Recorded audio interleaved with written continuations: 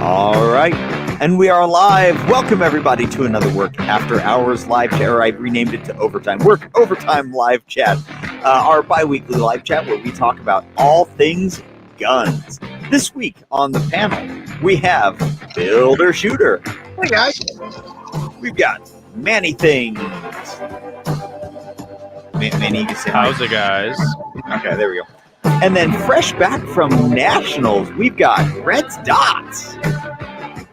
How's it going, everybody? Good. Good. Yeah. Awesome. Well, we've got some news to cover tonight. We've got some questions to cover tonight, and as always, we will be highly interactive with those in the chat room. So, welcome to everybody in the chat. So far, we've got Reds. You don't count. Builder. You don't count. Got Pistol Pete. Kathleen's in there. So we'll kind of hang out a little bit while some more people filter in. How's it going, people in the chat room? It's kind of weird now that we're doing back to bi-weekly on this thing. We don't get to see you guys except for like every other week. Jay, how's it going, man? But yeah, the great JBL. Builder, man, Reds, anything fun new with you? Red, you just got back from Nationals. Why don't you tell us a little bit about that? Well, I did get to meet the mighty Jay Beal in person. Unfortunately, I didn't recognize him at first because most of the videos I see of him were the back of his head. I felt kind of bad. He's like, "Oh, hey, you're Red's Dot, Brian, right?" And I'm like, "Yeah." I'm like, "I don't know who this guy is. He's talking to me." And then he was like, "It's just Jay." Like, oh my god! Like my brain like clicked. And I was like, "Oh my god, it's Jay Beal." So I started talking to him. Really nice dude. Can tell you in person. Nationals was a blast, man. That was a hell of an experience. I'm really glad I went. I saw some incredible shooting. My squad was amazing. I stayed with Humble Marksman, and I don't think there's any other YouTube famous people there, but there were a lot of other good shooters. It was a cool house to hang out in, and I'm glad I went, man. I can't say that enough. I'm super happy I went. How many of you guys were all staying in the same place? We had an Airbnb in the sea. So it was Humble, myself. Then there was Tyler. There was Cash. Frank, and then I feel like I'm forgetting somebody. Who am I forgetting? I don't know. Tony, thank you. Wow, I feel bad. Tony's going to get after me on that one. Mandy, that's weird. Why'd you know that? It's really creepy, dude. Because you should really watch Humble's video with Tony. Tony is interesting. Yeah. I don't watch anybody's videos. So I was training with Tony starting, he moved here to Austin in August. And we just sort of randomly met up at a match, and so we started hanging out and shooting together. And the guy he's got this crazy mentality about how to shoot. And honestly, it was a cool thing for me. It broke down some of my ego about shooting that I didn't even know was there. And I had a lot of really cool breakthroughs shooting with him and training. But the crazy thing about Tony is that you can look at his USPSA record. In May, he was a C-class shooter. 3-4 weeks ago, he made Grandmaster. Holy crap. Yeah. And here's the kicker. He did it all with a Glock 26 with a dot on it. That's insane. And Tony is badass. a boss. And he's all his attitude about shooting is fantastic. It's hard not to be positive when you're shooting with this guy. It's just he makes practice fun, it makes matches fun, and you're getting better the entire time. Mm-hmm. That's awesome. But yeah, that's a good person to shoot with. Mm-hmm. For sure. And I'm glad that Frank finally had a Cracker Barrel. Yeah, Frank was amazed, man. I did see that. Cracker Barrel is a wonderful thing. It is. Cracker Barrel is the most underrated of all Americana restaurants. I love that place. It is. Frank was kind of blown away. It was funny. We were like, "Hey, we're going to stop for lunch," and Humble's like, "Find a place on the map." I'm navigating. I'm like, "How do you feel about Cracker Barrel?" Humble's like, "I'm good with it." And Frank's like, "I've never been to one." Humble's like, "We're going." Right. We're going. So did they all have the fireplace inside and all that stuff? Everyone I've been to one. Cracker Barrels. Say again? Oh, Do they all have big fireplace inside? Yes. The one in Florida for sure was not going. That's fair. That's fair. I mean, I've been to Cracker Barrels in at least 4 different states that I can think of, and every single one is built exactly they've all got the old school thing with the fireplace. And now sometimes the gift shop is on the wrong side of the building. That really throws me off, but Mhm. Like you don't have to walk through it. Harry. Well, first of all, Harry, how's it going? Harry says Cracker Barrel's an experience, not a meal. That is a true statement It is because kind of. Oh, Pistol Pete is 100% right too. Their macaroni and cheese. I like when I go, I just carb out. I get their like chicken and dumplings, and their macaroni and cheese. They've got really good carrots. Their cooked carrots are really good. Yeah. Their Ritz broccoli casserole is fantastic too for a side. My wife gets that one. the hash brown casserole is amazing too. I don't do broccoli because it's a vegetable. Mm. So I normally get the meatloaf when I go. I've heard the meatloaf is amazing. I have not tried that one. My problem with places like Cracker Barrel is that I like breakfast, but I also like dinner. So I have a conflicting issue with looking on the menu and deciding what I want. That's 100% That's true. what I did when I got there. I had the pancake meal. Like I was like sold because I had gotten up at Odark 100 in Texas that morning and I was hungry. So, plus I had been accosted by TSA, so I felt like I had earned some pancakes. So You didn't accidentally bring anything with you that you didn't mean to, did you? Like lose a knife or? no. So actually, it was kind of funny in the airport. Both Humble and I got pinched by TSA one way or the other for dumb things. Yep. So we went through security, and I guess he's got pre-checked or whatever. So he's like, "Yeah, I'll see you up there at the gate." I'm like, standing in line with the rest of the plebes. And right. I go to security, and my bag, my carry-on goes through, and I was like super I was like, I'm gonna make sure there's nothing in here, there's no ammo, no nothing. Like I was all, super paranoid. Bag goes through the scanner, and they run it back and forth a couple of times, and they throw it on some sort of thing. It's just sitting there, and I'm freaking out. I'm like, uh-oh. Wait, 5 minutes. Where I put my bag sitting there. Finally, the supervisor says, "Is this your bag?" I said, "Yeah." And she says, "Hang on a second." Some supervisor, Hank grabs another one of the TSA agents. They walk me over to this thing and they start opening my bag, right? They're going through it. And I'm like, what's in there? What's in there? What did they see? And she pulls out my Aaron Dondo mag brush. You know what that is? Mm-hmm. Yeah. Yep. Okay. Well, I'm thinking about it. And probably on their scanner, all they see is a handle and a long metal shank. They don't see the fuzzy. So she pulls the thing out. She stares at it for a minute. And she's like, "Oh, okay." Shoves it back in the bag. And she keeps going through the bag. I'm like, what is she looking for? She finally pulls this other box out, and I had brought for like a magnetic tipped driver. I have a bunch of Torx bits because they fit both hex and a bunch of stuff that I've got like Torx in case I have to like screw down an optic or whatever. Like I was prepared for all contingencies at nationals. She pulls out the Torx bits. She goes, "Sir, you can't have drill bits on the plane." I said, "Those aren't drill bits." And she says, "Sir, you can't have drill bits on the plane." So I repeated myself a third time. I said, "Those aren't drill bits." And she says, "Let me get a supervisor." Okay. Did he come and he goes, "Those aren't drill bits"?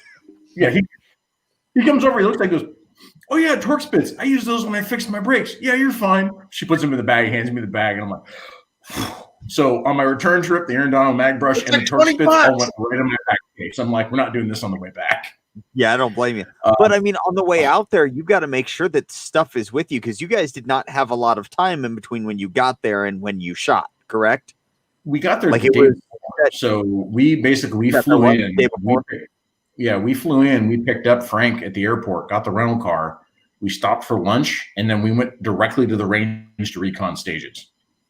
Yeah. So we didn't we landed in Florida and it was like to the range. So we did the thing, got to the range recon stages and then went to the house and set up. The plus side was that our squad we were doing the PM, AM, PM schedule. So we didn't start shooting until 1 p.m. the next day. So it's one of the nice things about those big matches. They'll break them up. And if there's 3 days or 2 days, they'll often do like an AM, PM schedule to help it helps facilitate more people. But it also breaks the match up. So it's 22 stages, but you do it over 3 days. So it's not quite as stressful. Yeah, that's not. Especially if something breaks. Mm-hmm. Yeah. Now, did it seem that lever? Mm-hmm. Now, would you recommend always doing the PM, AM, PM? I would do PM, PM, PM if that was an option. Mornings and my aren't friends. But actually, if you want to watch my vlog on that one, that's on my channel. You'll see me on the second day. I look like I got hit with a bat in the morning. But I would say in general, PM, AM, PM is the way I would go, only because I'd rather shoot in the afternoons. It's easier for me to deal with. It was surprising. There were a lot of guys from California, Utah, places like that. They were dying. They were like walking around like balls of water. Everybody was just sweating their butts off, and it was funny because everybody I saw from Texas, like there was a bunch of Texas local guys, were like, "Yeah, it's pretty warm, whatever," and we just went back to shooting. Like none of us phased by it, but like Frank kept complaining and tearing. He was like, "It's so hot, it's so hot." I'm like, "It's only 85, man. Like, don't worry about it. It's fine." So how does that work as far as like, do you still paste targets and? Oh yeah. Like, did you tear down at the end? Nope. Or do you do anything? We paste targets. You have to paste and reset. Every once in a while, there may be there might be like a finicky activator, and then the ROs will say, "We'll reset that. You do everything else." You don't set up beforehand, obviously, and you don't tear down. And actually, there's a reason for not tearing down. At major matches, for the most part, you'll never tear down. The reason being is that if there's an issue with the stage and somebody has to reshoot it, it does occasionally happen like last minute. They have to have the stage in the condition it was for the entire match. So they actually never like mess with that until the protest period is over and the match is officially over. And then they'll tweak it. In this case, specifically for nationals, the week afterwards, they did race guns. So I was in the factory nationals, optics and production. And then like they had 2 days where the RO shot, and then they did race gun nationals. And basically race gun was mostly the same stages. They just tweaked a few of the start positions and some of the targets. So they left it up for that reason. Nice. Mm-hmm. And I imagine everybody that was there had no problem pasting either. Yeah, I missed that. You cut out. I said I imagine everybody that was there probably had no problem pasting either.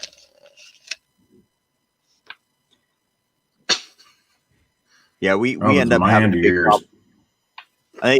It's on your end, Reds. He's coming through. I don't know. Over he cut out. All right, hang on. I said you're my second favorite left-handed shooter. But okay. Yeah, it keeps cutting out on me. So let's go ahead and get on to a little bit of gun news since we're still in the early stages of our chat here.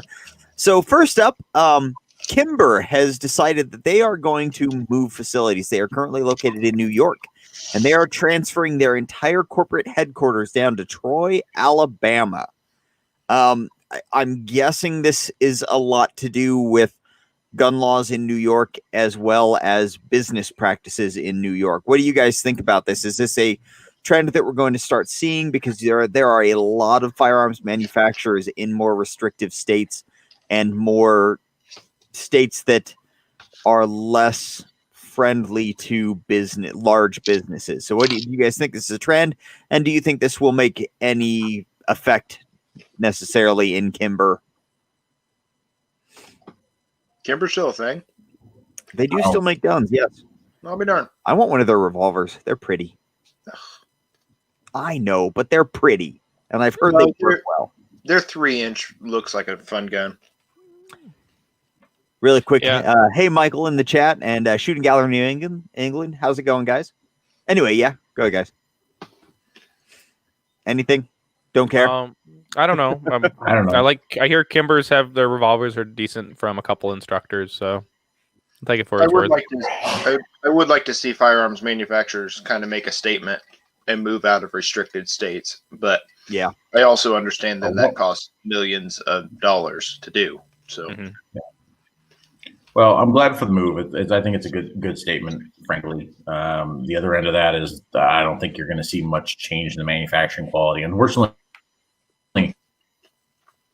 it seems like Kimber kind of went downhill a few years ago. Not that they make bad stuff; it's just the quality of like a Kimber from like the early 2000s versus now. It's definitely not the same. But so when everybody talks about Kimbers, they talk about they talk about the semi-handmade Kimbers when it first started as a company, and then when they went full production, their quality went down, obviously because they had to. Yeah, mass manufacture. That makes sense. Yep. Yeah, my dad has a Kimber CDP, and the big thing on that gun was in everything you read on it, it says it'll load a empty casing from the magazine, It is so smooth it'll load an empty casing from the magazine. So the very first thing he did was he slammed in a mag with an empty casing. That sucker jammed right off the bat. He's like, that was expensive. Yeah, probably was. Yeah, Kimbers are. I kind of agree with what Harry said. They're a status symbol of a gun. Like they work sometimes, but there are better options in the majority of the footprints that Kimber creates firearms in. Yeah. So, but that being said, I wouldn't turn one down if somebody offered me one. And I'm glad to see them moving from New York into a state that is friendlier and more conducive to their business structure and product line. It's pretty insane what some of these states do, and that there are firearms manufacturers in them. Massachusetts is the big one that blows my mind. There's still manufacturers there, and they're terrible. Okay. I mean, Smith is so embedded there, though. Like, that's one of those things I'm like, man, I'd love to see them pull themselves out of there. But like, one of the things I still occasionally shoot some IDPA, and guys talk about the IDPA Indoor Nationals is almost always at Smith & Wesson's range in Massachusetts. And I'm like, I'll never go to that match. I don't want to go to jail. Like, I don't ever want to go into that state with a firearm ever. Yeah, that's one thing that blows my mind is these people are manufacturing items that they themselves can't legally own in their own states. And that just, I don't know. Well, and Michael says maybe manufacturers invested in 2A support earlier, they wouldn't have to move. And honestly, Michael, they shouldn't have to buy the rights of the people in their states. I think the idea of having to throw money to get legislatures to do the right thing is absolutely. Now, don't get me wrong. I understand that that's the landscape that we're in, and that's what the U.S. government has become. But I think the ideology of they should have thrown money at it before it's insane. Like it's dumb that that's the point that we're at, that money can do that much to that. It's just kind of a shame that's where we are. Anyway, Shooting Gallery says Massachusetts is trash. He would know. Oh, no. Shots fired. It's all right. They're at him, kind of. Anyway, all right. So our next bit of news. This one's kind of cool. Apex has come out with a 5-inch long slide kit for their 509 not their 509 for the FN 509. This is a everything you need kit. Slides, sights. It's got a barrel and all of the Apex internal goodies. Now the downside is the price point. This thing is sitting at about $600, and it is not. But it's just the slide. It is not the gun. So you have to have a gun on top of that. But it is also optics cut. So you're coming with an RMR cut, 5-inch slide. Like this is actually. The 509 is a nice little gun, and this puts it into something that is a very formidable gun in the marketplace. Honestly, I can't believe FN hasn't done this themselves. What do you guys think? The 5-inch Apex 509 slide kit. So I had, when I first started into this gun games, I actually had an FN FNS, which is the precursor to the 509. That was actually a pretty good gun to shoot, and it had some issues, but I think for the most part I liked it because it was nice. There was lots of options. I've heard the 509 is an improvement over the FNS. I hear the trigger is a pain. That's why Apex is basically the only company that makes a trigger for it. But I don't know if they're making a competition kind of setup. I think that's pretty cool. I think that's a gun that's definitely viable that probably people, as far as like competition is concerned, I think that's something that people probably aren't touching too much. Although I will tell you that it's been proven that you don't need the 5-inch barrel to actually do well at nationals because, right. Yeah, by the way, Tony placed 23rd overall in carry optics. Holy out of like crap. 200, out of like 200 something or other shooters with a Glock 26 and a dot. Where'd you land? 43rd. It was 79.97% of max. And 43rd is nothing to scoff at. Like, that is freaking awesome. And dude got 20 what with a Glock 26? 23rd. Yeah, 23rd. Tyler beat That him is though. – insane. So the 5-inch 509, I honestly, I held a 509 for the first time not too terribly long ago. And as I was looking at it, I was like, man, a longer slide on this would be really nice. And I just thought that to myself. And then this Apex thing pops up and it's like, okay, you have my attention, because the 509 Tactical is fairly pricey, but there's nothing saying you have to buy a 509 Tactical and then buy this slide. You can buy just a 509, which isn't nearly as expensive.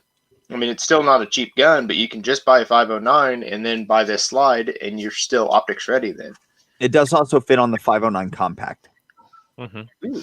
Yeah. So I don't know. I'll obviously not do it, but right.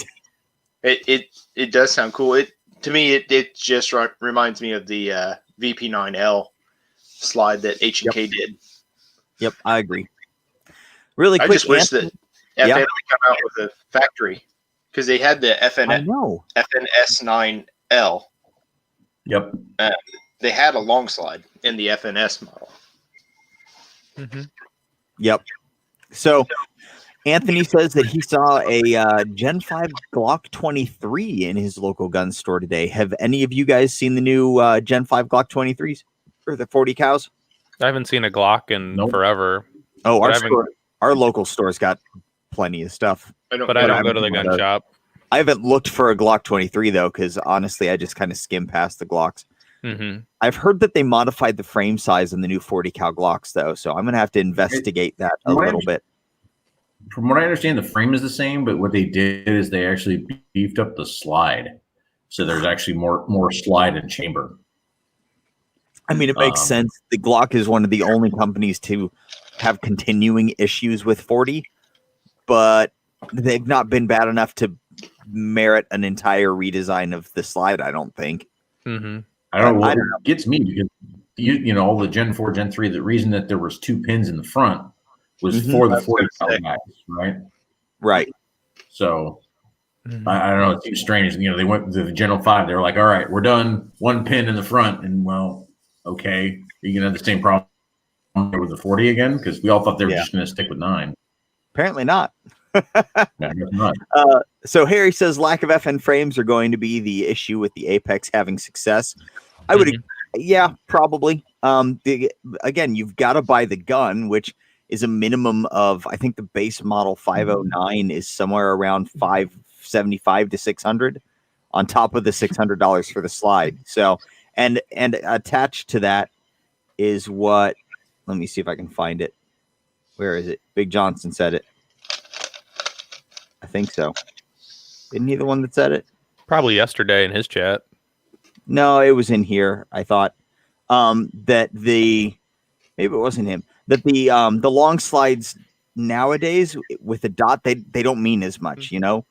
Like before dots became prevalent, that longer slide got you that longer sight radius. And nowadays all it gets you is bullet velocity.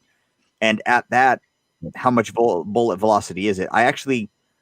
Who was it? I think that Hungry Handgunner had done some velocity tests with varying lengths of barrels and found that it's until you get to like the really short, like sub 3.5 inch barrels, it doesn't do a whole lot.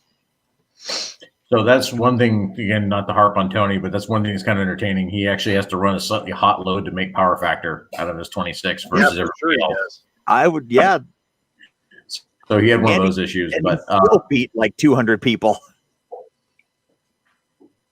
I will tell you that the interesting thing is, I'm coming around on it. So I was definitely in the camp of 34 for optics, and I like the fact that there's a longer muzzle. There's more mass, which reduce effective flip.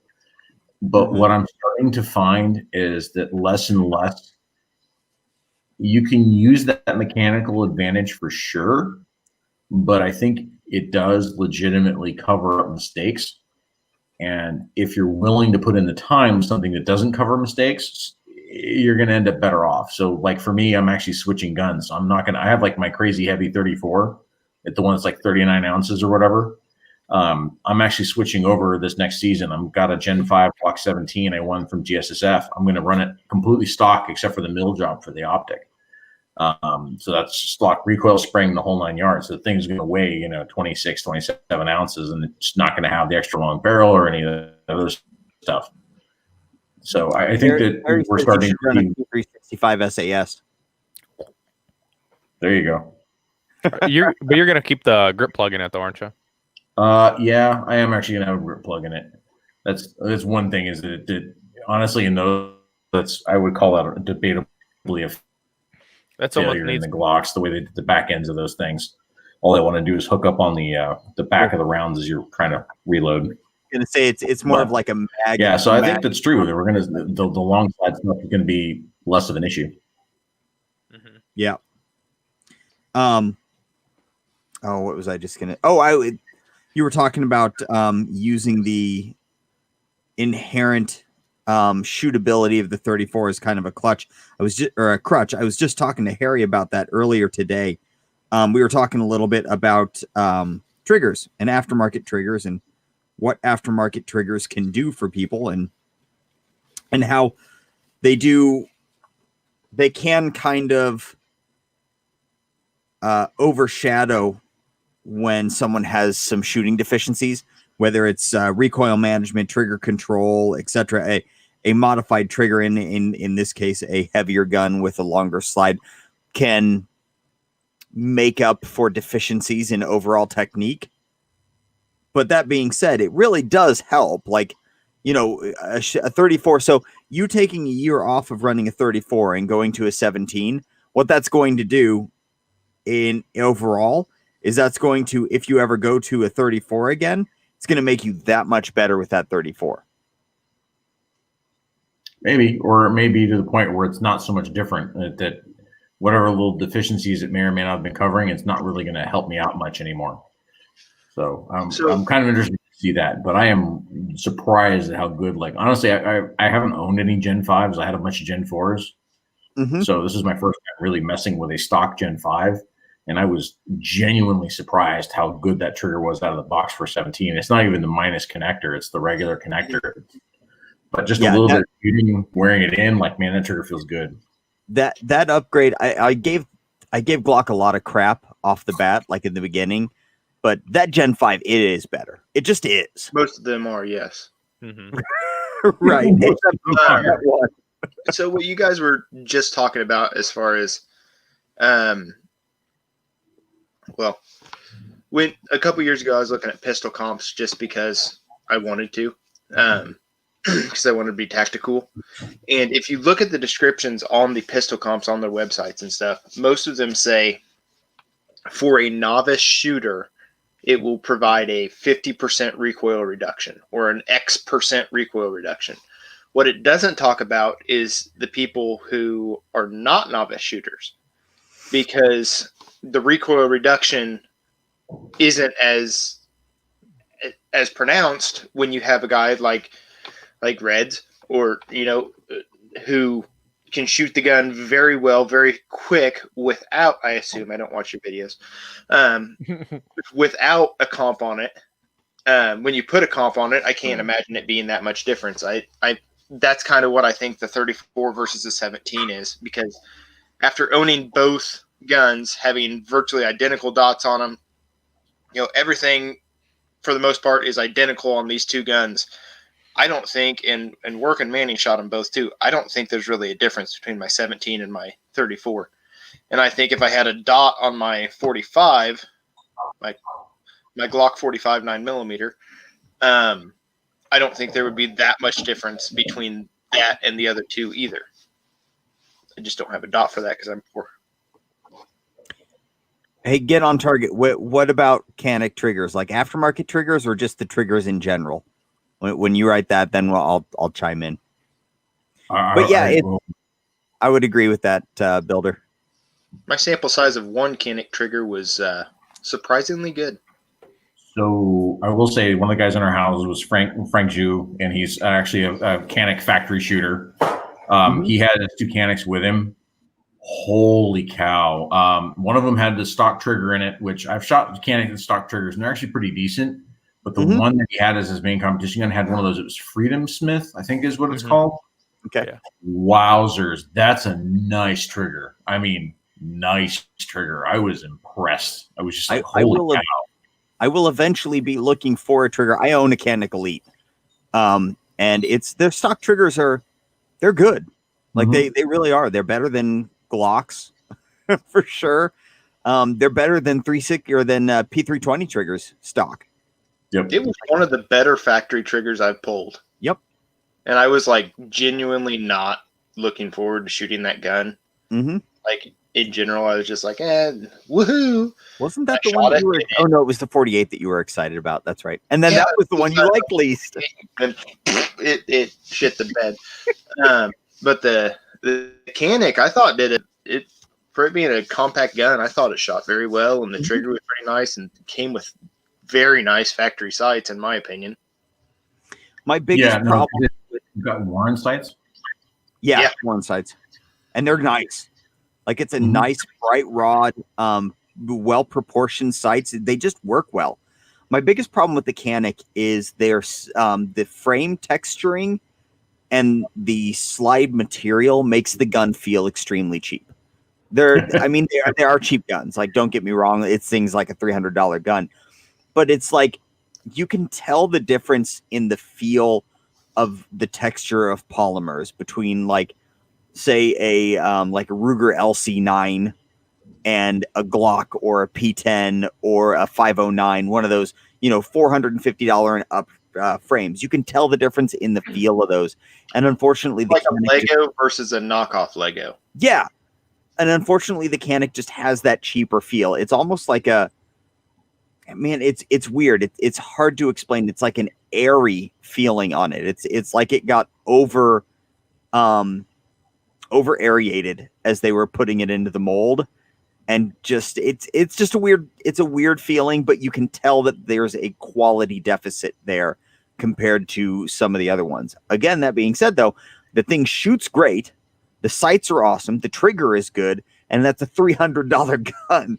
I mean, if you're coming to me asking with an extremely low budget of $300 in the defensive pistol market, that's a low budget. And you're looking at things like a Smith & Wesson FSTV or a one of the Rugers, like the Security 9 or the LC 9. I'm going to lead you to the Canic. It's just the better. It's a good gun for. It's a good gun, not for what it is. It is a good gun. Yeah. Well, Nils took 4th. He decided to stay for Race Gun Nationals. He took 4th in limited shooting minor out of a Canic. Like, that's impressive. That's insanity. That's against guys who were running completely raced out 2011 CDs. Huh? To be fair, at what point is it not the gun anymore?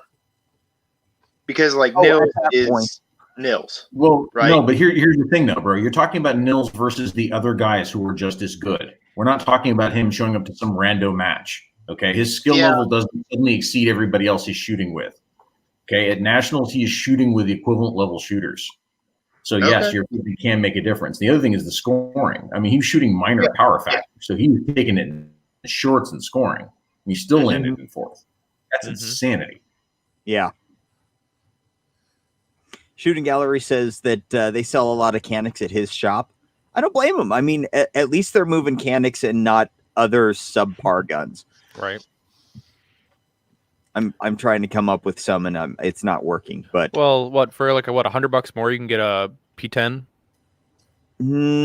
Or is that? Or have they gone up? So too the much? elites, the P10s currently are coming in about $475 to $500, somewhere in there. So you're looking at about $150 difference between the two of those. I just read that, Builder. Nice. I don't know. But yeah, I mean, and that's the thing about the Canic is that they're so well priced. Dang it, I can't talk. They're so well priced price-wise.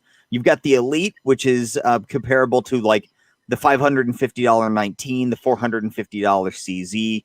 You've got the SFX, which comes in aren't those under $500? The 5-inch optics cut SFX. I don't know what they are post Rona. Pre Rona, you could get them for just about $500. Okay, we'll just say $500 because $5.25. Okay, Yeah, even if they're they 5.25, you're comparing them. Those are directly comparable to like a Glock 34, which is 7.25. So I mean, you're looking at a $150 to $200 deficit between what the Canics are comparable to. Like they're just. It's not. I love Glocks. Yep. But it's not comparable because Which from factory, the Canic comes with sights that aren't going to break off. True. That aren't garbage, yeah. And they also come with garbage magwells. So yeah. I mean, I'll be honest with you. You think about the Canics, those magwells are hard mode, bro. Oh yeah. I think even Jason Bradley had to like file the inside, with a memory board. Yeah. No, the Glock shake got really bad with those too. Yeah, and that's one of those things. Like you can certainly do it, you can certainly train to it, but if you grab your Glock and try to reload in a hurry, and then grab a Canic right next to it, hard mode. Trust me, magwells are.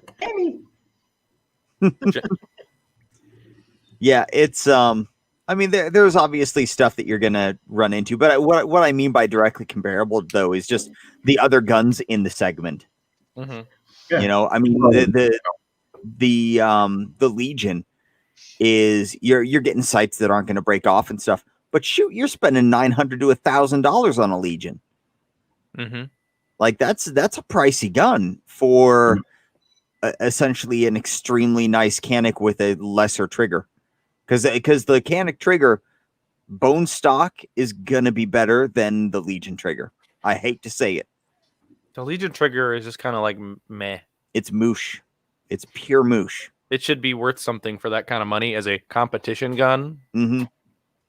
Well, it caters to the rolling trigger fans. Red. I like a rolling trigger. I mean, no, crispy. I like crispy. Mm-mm. But yeah, rolling breaks are good, man. Mm-hmm. And the Canic, the other cool thing about them is that because of their price point, it lets people get into it lets people dip their toes in the water before they jump all in with something like a competition gun. Because let's admit it, like we all have, well, all of us but Manny, because Manny competes with his carry gun. But what? Never mind. You forgot. Neither one of yours that you compete with are your carry gun. I shot carry optics with my 17 last time.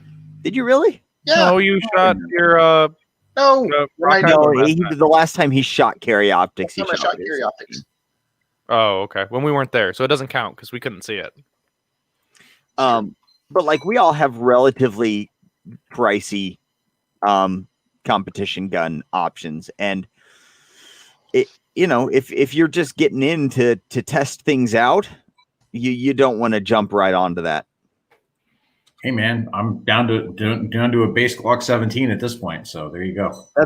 That's true. But your other one wasn't a base anything. I have less money in my competition gun than I do in my carry gun. Well, the funny thing too is $100. That's true. Well, it's one of those things like Glock 34s are 700 or whatever bucks. I remember Glock 34s were $550. Does anybody remember that? Pepper's Farm remembers. And Builder, the jerk, he's talking about the Rock Island. Oh, yeah. He's talking about he got a hell of a deal on that gun. Oh my gosh. That's what happens when you're when you get the project gun. The downside is I think I'm actually going to have to buy sights for it. I don't think anybody's going to send us sights for it. So I'm going to have to spend $40 and buy sights for it.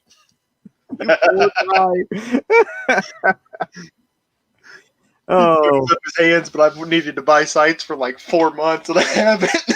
We'll just give you some glow paint on the front sight. You're good. It's just like just like a fiber. It's a fiber optic. Oh yeah, nail polish. Their fibers are just these like 4570. Their fiber optic rods. They ship them over here in oil, and the oil interacts with the fiber, and it clouds them. Yep. And so they need replaced. But that's about it, though. Hey, Anthony, thank you very much for the super chat, man. Appreciate that greatly. I can't toss it up on the thingy yet because it's not come across my our other stream. But oh, there it is. There we go. Thank you very much, sir, for the $5 super chat. Greatly appreciated. Let's see. Yeah, I think we've beat that horse to death. Big Johnson's going to start a GoFundMe for me. So, no, he said you go start one. He wasn't going to do anything for you. He might give you $1. He's my dad. Wait, he's my dad too. No, you're not my brother. He's not your other brother. You're not my dad. You ain't my real dad.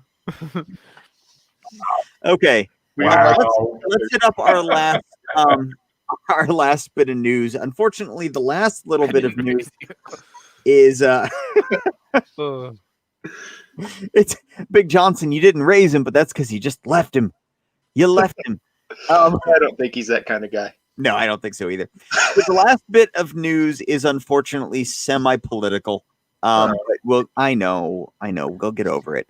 The ATF is being insane again. They are revisiting prior rulings, which never ends up in our favor. NFA things. Yeah. Yep. So what they're doing is they're looking at revisiting pistol braces and reclassifying AR pistols as long-barreled pistols, apparently based on a combination of length and weight, and creating those and adding those to the NFA registration list. Possibly. This is all just conjecture at this point as to what's going to happen. I have personally already called my representatives. I have not gotten a single call back. Which means I'm just going to harass them again probably tomorrow or next week. But this is one of those ones where, well, and I did this with the bump stocks too, because, you know, it's for them to go back and, Brian or Red's kind of froze out, I guess, I'm guessing. But what do you guys think about the ATF possibly re-looking into this? So it sounds like what they're going to try to do is go off barrel length. Mm-hmm. And first off, we're coming from the assumption that that this is all bullcrap, right? I'm not pro this at all. But if they're going off strictly barrel length, at what point do you cut it off? Because how many 44 Magnum revolvers are out there with a 7 or an 8-inch barrel? Yeah. Or there was another one that was in my bars. Yeah, there was another one that was in my head, and I can't remember what it is. But how many revolvers are out there with longer barrels? Oh, the Smiths, the 500 and the 460, the Performance Center hunting models. I mean, you can get those with 14-inch barrels. Are you telling me that a Smith & Wesson 460 revolver with a 14-inch barrel specifically designed for hunting is now going to be an NFA item? I mean, that's bullshit. If I'm doing that, I'm going to make it in something big, so it has to be an NFA item. Right. Mm-hmm. Pistol Pete says, did he hear that they can't import the Strybog or the Scorpion currently? I don't know about that.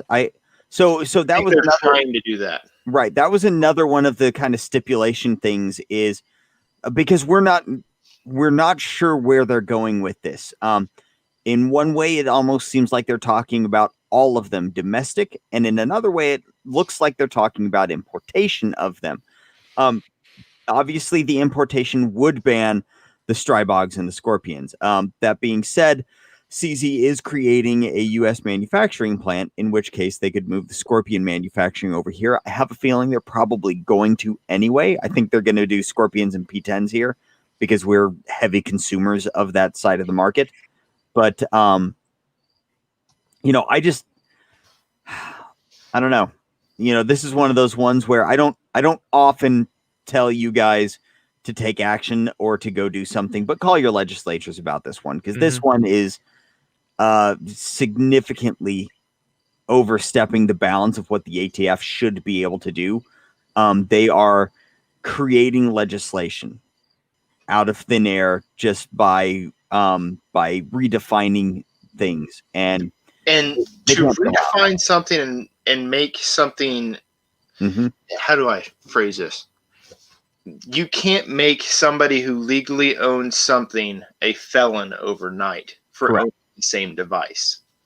And that's essentially what they're trying to do. Yep. And I know that is a legal precedent that you can't do. So that's what I know. See, Harry says, I'm hoping this will lead to a serious discussion and what would fall under the NFA in a practical world, not the ideal world we all want. Unfortunately, my concern is if they go into that discussion, that it's going to hurt us more than it helps us. At this point, it's how much do you want to poke the sleeping bear? We've gotten off for a while now without any major legislation up until the bump stock ban, which we should have put our feet down then. But now this one coming in, we can't let them gain ground. But it's one of those things where when they re-look into stuff, when we have these conversations, we always end up losing. So, and Pistol Pete says they're just warming up in anticipation of Biden Harris. I'll be honest with you. Either one of the candidates that's going to win this election, neither one of them are really that pro Second Amendment. Nope. Like Trump says he is, I don't believe him. I don't.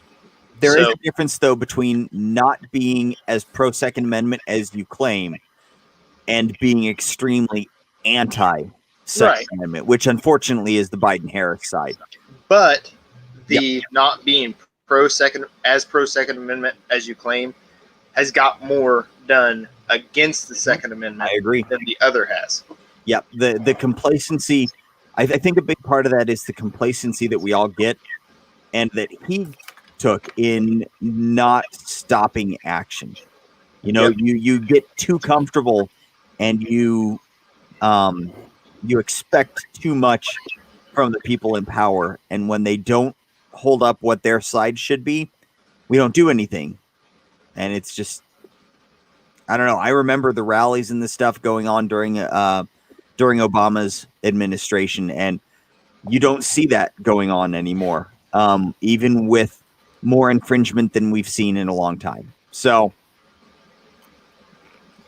yeah, I agree with both what you and Harry said. Harry said the pistols are a ticking time bomb. We need to just deregulate SBRs. I agree. And then Builder's comment on pass the damn Hearing Protection Act. Also agree. The Which NFA is never going to happen. I know. The NFA should just be repealed. We all know that. We all know that it's a piece of useless legislation that is only used to keep firearms and firearms accessories out of the hands of poor people, which oddly enough is relatively often minorities. So not only is it classist, but it's also racist. Mm-hmm. Hey, sometimes they burn a bunch of kids too. That's true. And they shoot dogs. Well, the dogs thing is not a once in a while. That's a regular basis thing. But I don't know if any of you follow the ATF on Instagram, but I do. And if you scroll through their posts or scroll through the comments on their posts, it's just solid gold. It's like every 20th one is like, great job, guys. And then all the other ones are either, how many kids did you burn? Or how many dogs did you shoot this week? And all this stuff. It's just savage, man. Oh, that's awesome. Mm-hmm. So Reds had to pop out. His internet is pooping out on him. Hopefully he can get that restarted and hop back in. Mm-hmm. I guess we'll see. But with that, let's go ahead and go to our first question. Wait, I gotta do our question sound. Which one was it? This one? I want to ask you a bunch of questions. Mm-hmm. I want to have them answered immediately. Or was it? Who's your daddy and what does he do? Can you ask a question, sir? Permission granted, Boric, as long as it isn't the one about where babies come from. No baby questions. Okay, So our first question tonight is says pre-COVID, at what price would you consider an AR a high-end AR? Over 500, over 1,000, over 2,000 and up. Builder, you go first. What was a high-end AR pre-COVID? I don't know. I think the price wasn't as much of a determining factor as what the actual firearm was. But Reds, you look like you're going to be. I don't know. 12 to Yeah, 1,500, I suppose. Where'd Daniel Defense come in? Upwards of that. I would say Daniel Defense price or higher. Yeah. Would be what I would consider a high-end AR. Manny, what's your thought? Well, what I was thinking about this question when I posed it earlier is, I thought anything over 2,000 was a high-end Gucci AR because you can get a Midwest Industries for $1,200, but anything like above that kind of tier, like what the Radians and something like the Triarch guns, I would call very high-end ARs, and also think about like Knights. So I think like Midwest and lower is not as a high-end. Still a very great good value and a good great gun, just not. I don't classify it in the high-end. I think the highest I would go is maybe like $1,800, and that's for like a 308 gun from Midwest. Okay. Reds, what do you think? I'm like the last person to ask about pricing on ARs because every AR I've ever had has been built by hand. So, What's that humble? So honestly, I think anything above, who remembers Pepperidge Farm remembers. I remember when anything above an $800 AR, people were laughing at you because you turned a car. So I don't know. I would say to me, honestly, at this point, given what I've seen for some of the other nicer rifles that are not necessarily ARs, anything over about $1,500 starts to get into the higher end as far as I'm concerned. Now, whether or not the quality actually matches the price, that's a whole different discussion. But I think once you clear the $1,500 mark, you're starting to run into the territory where you can find well, probably not anymore, but you used to be able to find like the beat up used scars and stuff like that. Mm-hmm. You're starting to run into higher end other rifles at the same price point. Yep. So my price point for high end, like the low end of high end, is about $1,800, which I know seems high, but that's when you really start getting into the stuff that you can just beat the ever loving piss out of, and it will just keep running. The mid end AR segment is extremely large. To me, the mid ends go anywhere from 800 up to that 1,800. So you're looking at $1,000 variance between the mid end stuff. The under $800 ones are low end, like the Smith & Wessons. They are technically a lower end AR. Now, does that mean that they are bad? No. The Smith & Wesson, especially the Smith & Wesson Sport 15s, those are solid guns. They're just extremely low feature solid guns. Yeah. What Harry said there, he said that Daniel Defense and BCM he would consider an upper middle end. Mm-hmm. And I guess I don't really argue with that. Yeah. But like I said, I just once you get over Daniel Defense or BCM, I don't see where the added cost is really benefiting you that much. Because I mean, Daniel Defense and BCM are more or less bulletproof in my opinion. Well, and it's kind of like the 1911 argument, right? Like you can see the difference between a $500, an $800, and a $1,200 1911. But the $1,200 to the $2,000 one, it gets harder to see the difference or to even justify spending the money. Yeah. Mm-hmm. Yeah, and I agree, Builder. The Daniel Defense and the BCM stuff, like there is a point in ARs when you get good enough, and those are good enough. Anything above that, it will, it may do better, but are you ever going to need that better? Probably not. Yeah. I'm never going to need better than an M&P Sport. That's right. Well, yeah, I've got that Aero build going on right now, and I'm almost ashamed at how much it's costing, but at the same time, like, y'all have seen pictures. It's pretty. Yeah. So, but you'll actually I don't know, you're building it for a purpose. It's not just an AR. Correct. It is not just an AR. It is, yeah. It's going to be a Jam-O-Matic. Huh? What? Mhm. What? We need a name for that thing, by the way. The Jam-O-Matic. The Jam-O-Matic. Lordy, it better not be a Jam-O-Matic for the price of the parts that are going in that. Are you putting an adjustable gas block on it like all the other cool influencers? No. It's your It's already Instagram got gun. a gas block on it. Poor. It's right. It's not going to be suppressed. I don't have a suppressor for it. If I The get only time you ever need adjustables if you're putting a can on it.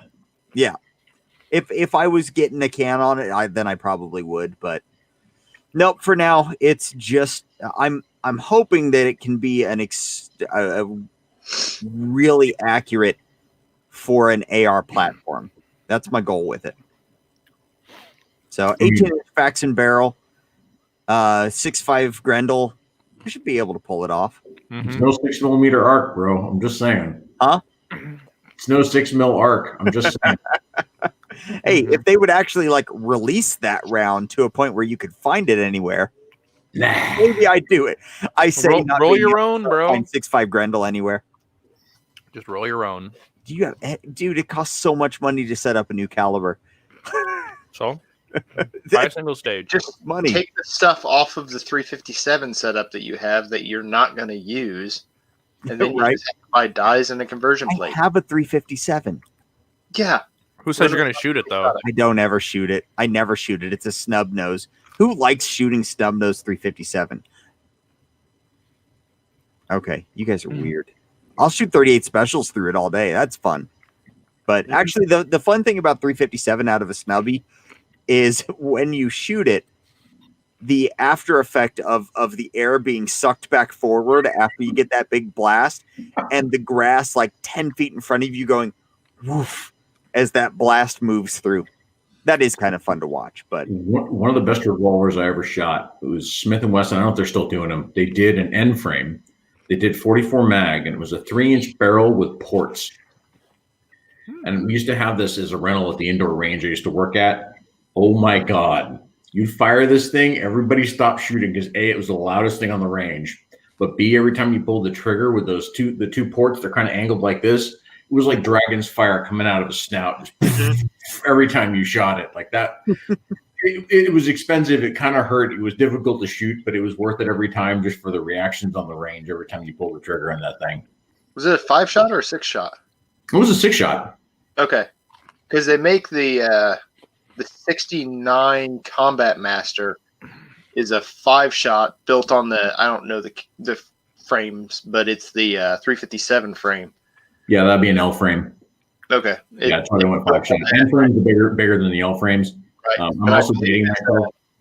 I believe the Combat Master or Combat Magnum, one of the two, it's a 3-inch. And that lighter frame and everything, that thing would be a handful. Literally. I'd giggle every time. all right, let's go ahead and pop into our next question. So next question is, who is your biggest influence in your life that got you into guns? Reds, let's start with you this time around. Mine's going to be goofy and sentimental, but it's your fault for asking the question. It was actually my dad. My dad was big into shooting. When he moved to California, he started getting into it. It was just sort of a hobby thing. When I got old enough, like about 6 years old, my dad took me out and started shooting 22s. And it was just a good father-son bonding thing, going to the range. And then he got me into shooting other stuff. And by the time I was 9, I was shooting bullseye matches with him with a 45. So I kind of grew up with it. My family was very much into it. So when I became a teenager, I started shooting my grandpa. But a lot of that was definitely my dad. He was the big influence in me doing that. In fact, even now, that's like a normal thing. So like when I go home to visit, like Dad and I plan a range trip. We're just, we're going to go to the range. Cool. And we vaporize, and that's him and me time. So like, that's like a big thing. Like my dad was the reason I got into shooting in the first place. Oh my God. Well, hi, Peter North, adult film star. Sadly, I know who glad that is. You're appreciating the stream. Oh, What is Harry hearing that nobody else is hearing? Sorry, I'm reading. Bots are back in reliability town. issues and stuff. All my best wishes, fans. Thanks, Peter. I don't know who you are, but yeah. If it's really Peter North, I know it is, but I don't think that it is. So that's okay. I think that Peter North is a good name, but I think you should have went with Peter Puffer. That's fair. You know what? I almost hate to Google Peter North. You don't want to. Part. Like, yeah, like what's going to come up? If that's not part of your life, you don't want to see what that is. Just incognito browser, bro. Manny probably knows what house he stayed in too. Oh, all right. Let's go with Manny. Who got you into guns? And biggest influence in getting you into guns. Well, my biggest influence into loving firearms is my late uncle who passed away about 2 weeks ago.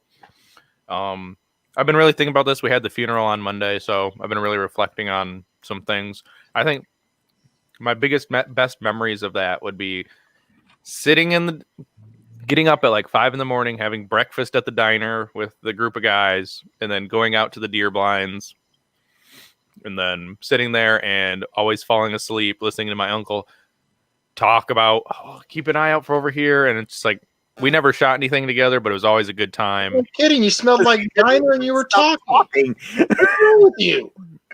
Well, whispering. We were sitting in the same little deer blind, and it was like, smelled like diner.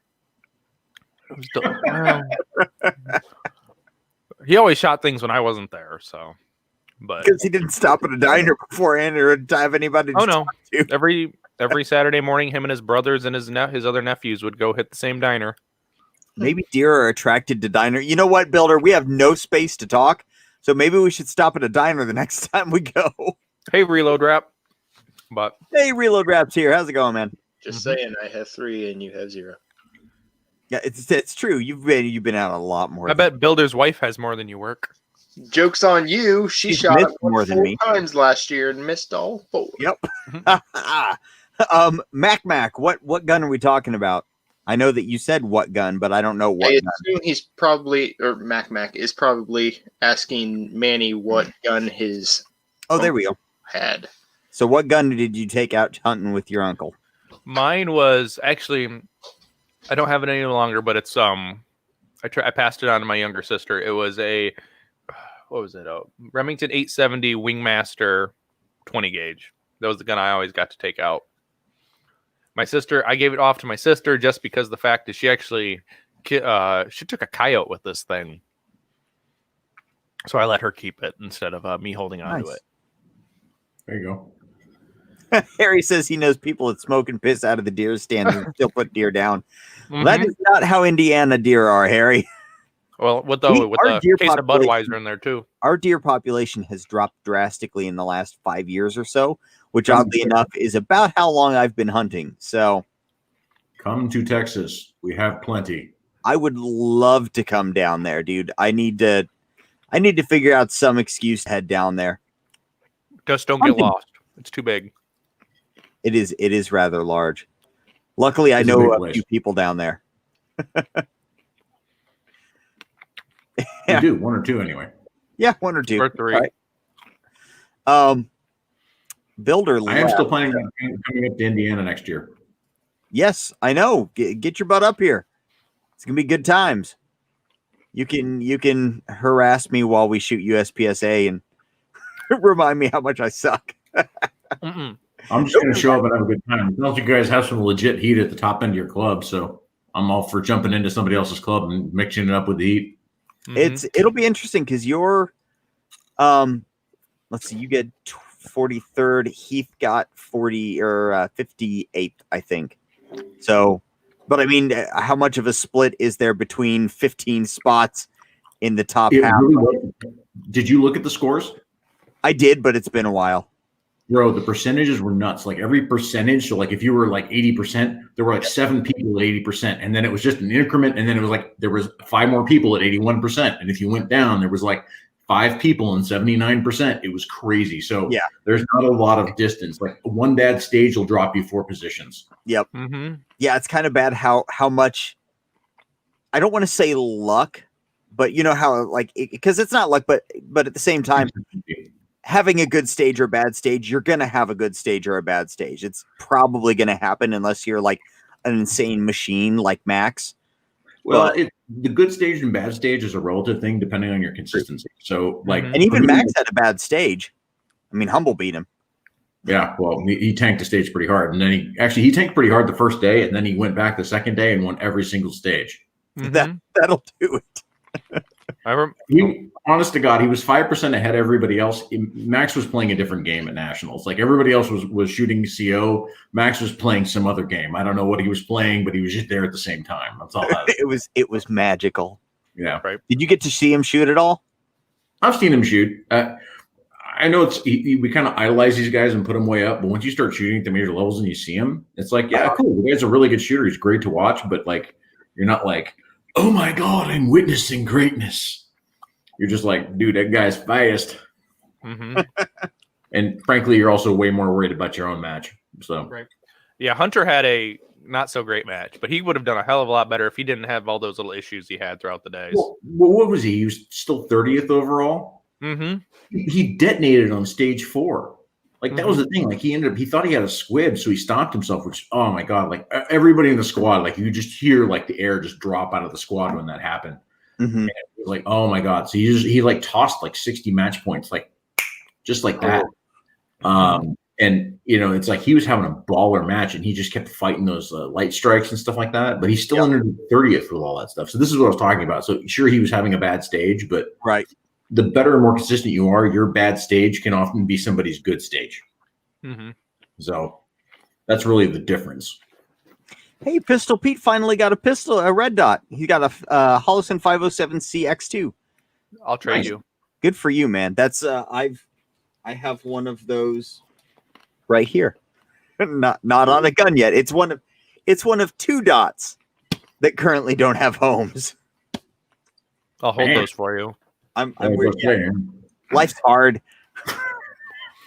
Rolling in that YouTube money. Yeah. Hey, if anybody knows where I can find a 5 MOA SRO, let me know, because that's one thing that I'm missing out on right now, and I need a third one. His name is Humble, and he's probably not using them all. No, he's only got the 2, and they're both mounted on his Brett LTT RDOs. I really want an SRO. I will probably be getting one of those over the off season and start up next year with the SRO. It's just one of those things where it is better for gaming. Like I still wouldn't carry an SRO, but it's better for gaming. Yeah, for sure. So, although I gotta say, not 100% like the biggest fan of the look, because it does, man. It towers over a slide, and especially when you're running like a SIG, like I am, with the big ass slide anyway. Oh, check it. Okay. Most of the guys are running what are the Max, the V3 Maxes or whatever. So those things are huge. They just don't have the cool snorkel head on the end of it. So check this out. So first of all, all of you chat Nazis, this is not. These are gun parts, so this is not an effective. I see no trigger. It's an empty frame. And okay, so check this out. So that doesn't look too bad, does it? that is a P10C slide on top of a P320 thing, and dude, it looks badass. Like I legit wish that they had made that way, but instead they made the slides freaking gigantic on the 320s. Mm-hmm.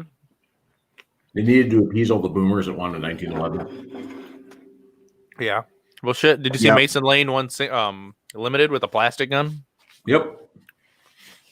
Well, plastic, but tungsten infused. Yeah. Well, with a custom 40 gun, jelly. I'm surprised that more people haven't jumped onto the tungsten infused bandwagon.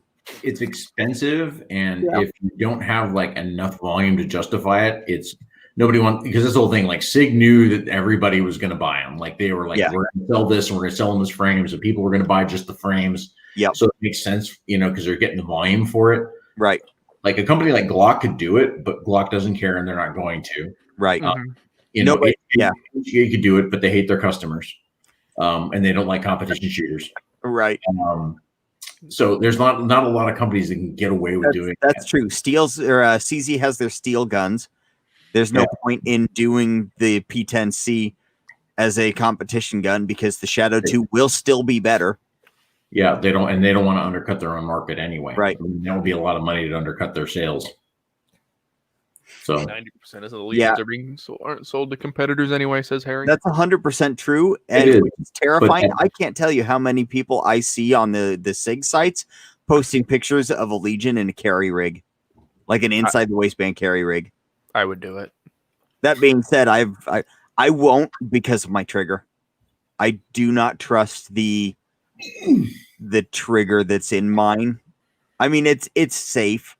But it's a Gray Guns trigger, but it's so light. I just don't. Without a trigger safety tab, I don't trust it. Now, that being said, the X Compact I am going to carry, and it's getting an Apex trigger because Apex put the safety tab back in their trigger. Now, I'm going to say this once, and I'm only going to say this once. Yes. That does look really good. I saw the pictures of it. Which one? Your carry, the X carry setup you have for your 320. Like, it's like, to me, it's visually attractive. I look at that like kind of good looking gun. It's gonna be. I'm excited about that project. I'm hoping it turns out well. We'll see. I got to figure out the barrel thing. I got to get it sent off because it's getting a barrel put in. You still haven't sent that yet? No. You told me about that at the beginning of the month. Busy, man. How hard is it to go to the post office? Huh? How hard is it to go to the post office? It's a gun. You're just sending the slide. I can't just mail it to them. No, it's the whole gun. I have to send the whole gun in. It's a fitted slide or a fitted barrel. Yep. So it's going to Barstow. So it's at least a good barrel. But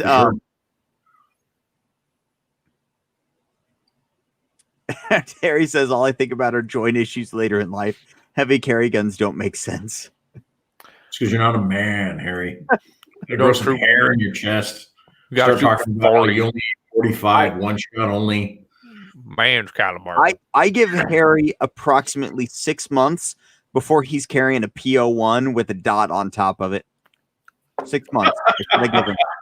He's gonna do that before you do, and that's because. Do you know what I have for mine? He's probably got it too. He's probably already got the gun sent to be milled. No, he doesn't. That's what not yet. Maybe he's waiting to see how mine goes before he pulls the trigger on it. Ooh, yeah. Harry would win on that one. Browning high power with the RMRCC.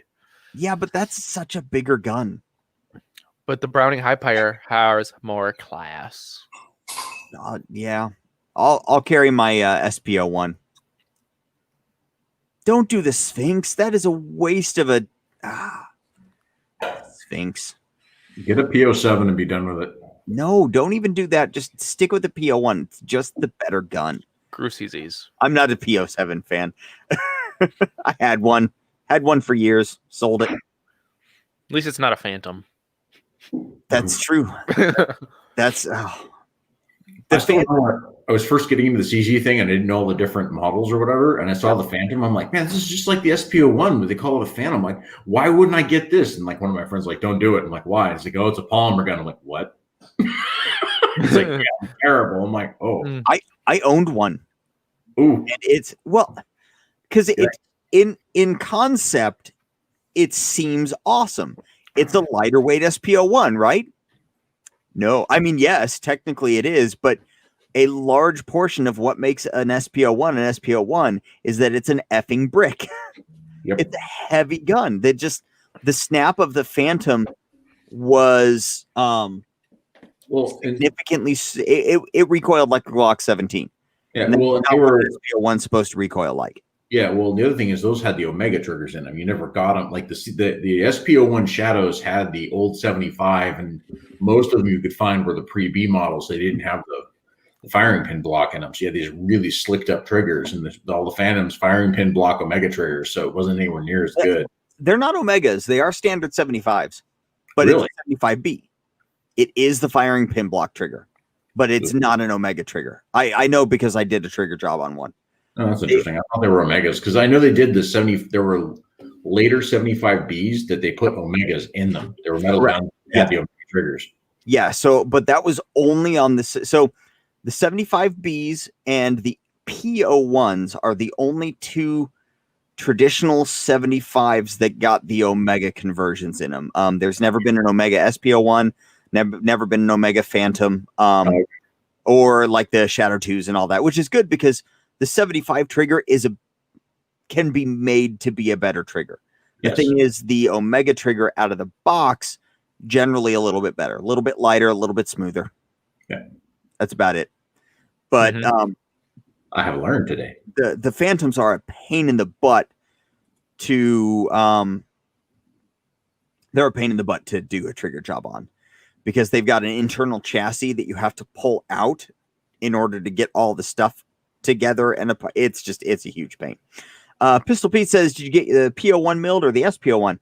I'm getting the PO1 milled. It's getting milled for a Hullison 507K, their slim frame one that's like an RMR shield, not an RMR. The shield RMS size, and it's a good size dot. But the SPO1 is not a carry gun. It is more combat or competition based. And I don't want a tiny dot on that one. I want a good sized dot on the SPO1. Unless the 507 does really, really well. Yeah. Unless the K does really, really well, then I might do it. But I'm going to try that out on the PO1 first. So Harry says the PO7's overrated. The Sphinx is a major step above. And I agree with that. The Sphinx is a major step above, just not, $350 to $400 worth. Split the difference, spend $150 more and get a PO1. Let's see.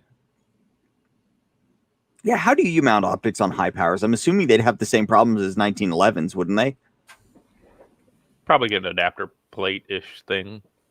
Well, you probably get that was the reason I was asking, because like the dovetail mounts, everybody is discovering that they're okay for a short period of time, but they all break. All break. Why does anybody support the use of those? And they're a cheap, easy way to put a dot on, but then and you end up with heartbreak later when they snap. Right. Harry, no, nobody was shooting a P63.5 XL at factory Nats. Pretty much everybody was shooting something that was Glock 17 sized or larger, and I think Tony was probably the only exception to that. What? No, Phil Strader didn't shoot the 365? No. Honestly, I was kind of disappointed in Phil's performance in production. How did he do? I didn't pay attention. I think he was still top 10, but I kind of hoped he would do better. Mm-hmm. Did the production fields shrink drastically again this year? It's 100. Well, actually, I can tell you right now, there was 203 carry optic shooters. Mm-hmm. And there were 147 production shooters. Wow. So everyone wants them dots. And that's another reason to get them instead of having to go out and expend on the milling or buying an MOS gun or optics ready gun. See, I feel like anybody who gets it specifically just to try out a dot isn't going to put the time in to find out the benefits of a dot. This is the problem that Builder had when he first got into the dot world. He got it and he just didn't spend enough time with it. He's really good iron sight shooter, like really good iron sight shooter. And it was enough of a learning curve that he kept falling back on the irons. Yep. And like to really get good at a dot, you have to dedicate to shooting a dot. Mm-hmm.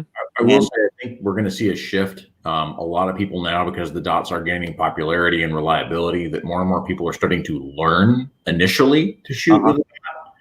And I think when that happens, you're going to see a kind of a tilting of the progress there. But I really don't think we're going to see a whole lot left of the, dots aren't worth it. Dots aren't any good. That's really just going to be the cry of the same FUD holding onto his 45, telling you it's the best caliber, it's God's caliber, et cetera, et cetera. I can't tell you how many people in some of my videos talk about that they don't see the value or the purpose in dots. And I'm like, have you ever tried it? Have you, like, people, I think one of the big problems is that people don't ever want to admit what the purpose is of guns. They don't want to admit it. And like with a carry gun, for instance, and the don't modify it, don't put a dot on it, that kind of stuff. It's like, I want that thing to be the most effective tool at what it's meant to do. I never want it to have to do what it's meant to do. Never. But if it's got to do that thing, I want it to do it as good as it freaking can. Yeah. And a dot, even the best iron sight shooters, there is wiggle room in the sight picture. There just is. That's the way a sight picture works. Whether it's an inch at 25 yards, there's wiggle room. Dots remove a lot of that, a lot of the guesswork with that. And I don't know. That's just where I sit on it. It's like, I can shoot better with a dot, more precisely with a dot. That's what I'm going to use. I shoot faster with one, period. And yeah. It's one of those things now. If we're talking about self-defense encounters, there's always the argument, right? Like, it's, going to be inside of 3 yards and I'm never going to see the sights anyway. So it's one of those, like, sure, I've trained my index and what I've done pretty well for that sort of thing. But if it does ever get to the point where I can actually get my hands to full extension with a dot, I'm going to be able to pull the trigger that much faster. And I'm going to be able to confirm my sight picture that much faster because I'm not worried about, well, okay, do I have a strong front sight picture and a blurry rear sight and a sort of blurry target? And right. I'm like, looking at the guy, I put the red thing on where I want the bullet to go and go bang. Done. That brings up another argument that I absolutely hate is the 3 shots, 3 yards thing. Like, okay, yeah, most confrontations happen within 3 shots, within 3 yards. Oh. That being said, there's a lot that don't. And we're already preparing for something that will probably never happen. You're probably never going to be in a gunfight. Like, let's be honest. Statistically speaking, probably never going to happen. But if we're already preparing for a statistically low probability, why would we want to prepare for the highest end of that statistically low probability? Wouldn't you want to prepare like for a no money extra thing? Yeah. Just prepare for the worst case scenario or a little bit worst case scenario. Yeah. Like I said, if I'm somewhere where I can get my hands to full extension in the encounter, then I've got a sight picture. Yep. I can't say that with certainty when it comes to irons. Like, just because my arms are at full extension with irons, probably my index is pretty good and probably I'll have something there. But if I can get my arms to full extension with a dot, I know the dot's there and I can rock and roll. Yep. So I finally, by the way, because I got my other 2 guns. So the 17 is one that I won GSSF last year, and I just got my 19. And so the 19 is getting cut for an optic. I'm gonna mount an RMR because, like I said, I can't find a hollow sun where I like the reticle. Yep. But I'm gonna I'm gonna mount it, and I'm actually getting a dovetail cut in front for irons, and then the backup irons on it. Now I actually had this interesting discussion again with Tony to bring the guy up again, but he said, what's the likelihood that the dot's going to die? Like, you're talking about a small likelihood encounter. Yep. Now you're like, the dots are much more reliable than they used to be. For sure they are. And now you're adding on this extra thing that's cost or whatever. And I said, I looked at it, I said, look, it's a risk factor, right? The risk of me getting in a gunfight is very small, right? Yep. Very small. The consequences are huge, though. Right. The risk of me having to draw a gun and then need to use the sight and then the optic is dead for whatever reason is small. The consequences of me having to do an index shot at somebody past 15 yards are huge. If I miss and it goes beyond my target or whatever, there's a problem there. So having backup irons is a relatively cheap, put it in there, call it a day, never pay attention to them as long as the optic's running, and then I'm a happy guy. But they're there in case. Yep, 100% agree. So, but yeah, I'll finally get to start carrying a 19 with a dot. I'll be a warm, fuzzy guy. Where are you sending it to get the dot? Oh, is that the one that's going to Empire? Yeah. So yeah. I sent my 17 to Empire because they had a really great offer for me. I'm gonna let them mill that one. If they do a good job on that, for sure, I'll just send them my 19 slide and an RMR and just be like, all right, guys, do your thing. The price is right. They're a local Texas company, so like I shipped it yesterday and it got there today. Wow, that's kind of nice. Yeah, I mean, honestly, I could have driven it down there myself, but the drive to San Antonio was about 2 hours, so that'd be 4 hours out of my day there and back to drop it off. So I'm like, man, give it to FedEx, pay him the whatever the $10 or $13 was to ship it. And make a day out of it. Take the wife and go do something fun in San Antonio. Have a job. So you sit at the computer. You can't do that while he's driving, though. Hotspot. Yeah. Voice to text. No, not a thing. All right.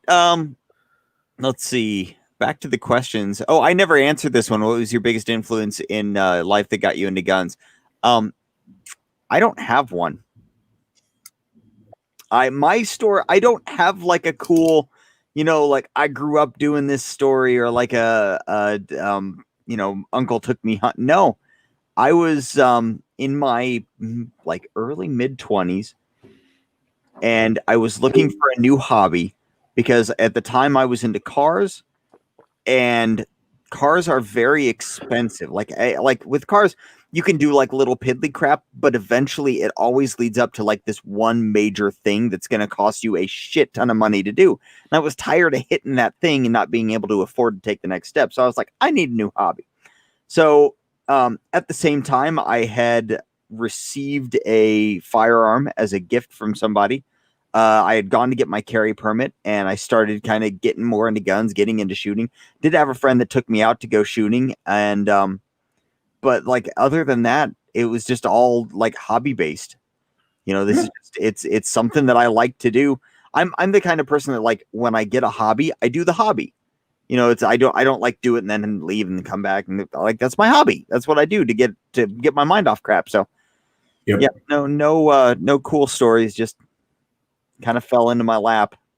I'd say I'm the same way with hobbies, except there's the one hobby that I always go back to and leave for the same reason. And that's sitting around the table doing like a tabletop RPG. Okay. But that's because my group pisses me off and I'm like, I don't want to deal with you anymore because you're all annoying me.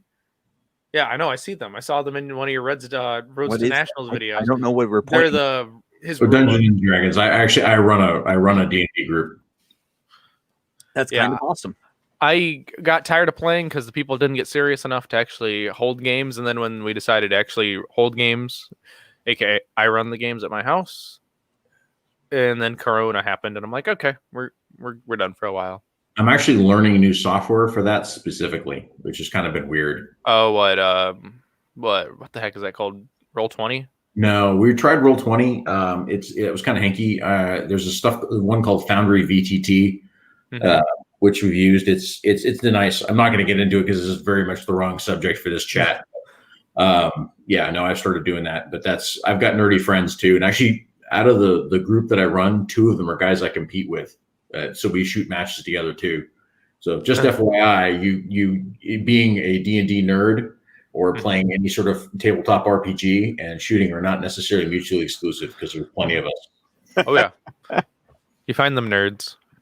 I've never really had an opportunity to do that kind of stuff. And that's the kind of thing like that it comes across to me because there's a lot of rules and stuff. It's like, you don't dabble in it. You just go, you got to do it or else you'll get lost. No. You can dabble in it. The best thing to do with that is just like the shooting sports, right? Think about the first time you ever went to a match. Think about how many excuses you came up with why I can't shoot right. Well, I don't have the right gun. Oh, I haven't trained enough. Oh, I haven't done this. Oh, I haven't done that.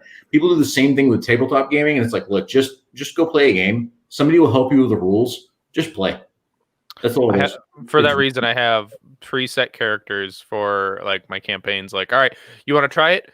This is the easiest thing. You're going to enjoy it. We're going to work you through it, and let's go with it. Yeah. So that's it. It's one of those things. If you ever decide you really want to do it, just jump in. It's just like shooting sports, man. So many people come, so many reasons why they can't do it, or why they think they're not going to be fit in, or they're not going to be a thing, or just go do it. It'll be fun. Mm-hmm. Speaking of which, how long did it take you to, when you started shooting, when you thought to yourself, maybe I'll do shooting sports? How long did it take you from that point to when you actually started shooting? Either one of you. Well, that's a little tough for me. I shot, like, as a natural progression as a younger kid, I shot bullseye. Mhm. And then when I got into my teens, I started shooting my grandpa, and he taught me to shoot trap and skeet, like the real trap and skeet, like the ones with scores, not when people are just like, I'm shooting shotguns at skeet. It's like, that's not actually skeet. But I shot trap and double trap, and I shot skeet competitively as a teenager. I actually shot with, I was still living in California. I shot with Kim Rohde, the Olympian. Yeah. Oh, okay. Yeah, well, Kim Rohde's, I think she's just like 2 years younger than I am. Yeah, there's nothing worse than being a 16-year-old getting whooped by a 14-year-old. And she's so that I was definitely humbled doing that on a regular basis. But then I got like into like, we did like, when I was living in Vegas, we did like corporate challenge. I don't know if you know what that is. There's like a kind of a, like, companies and big organizations in some cities, they do a thing called corporate challenge, and they have all kinds of stuff like softball games, bowling, pool. They'll have card tournaments in different cities and different places do different stuff. But in Vegas, one of the things was a shooting match. So I did that for a couple of years when I was working for the university. So it was on the university's, corporate challenge team, on their shooting team. But I didn't, honestly. Harry wants to know if she was hot. Who? Kim Rohde back Yeah. then? And, she's a nice lady, but she's not very hot now either.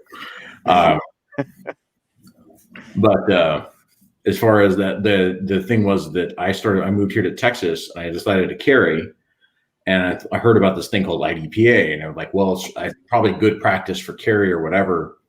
And that, I think, was really the thing. Like, I initially thought it was just a good way to practice. Uh-huh. And then it just got to the point where I got bit by the competition bug. Yep.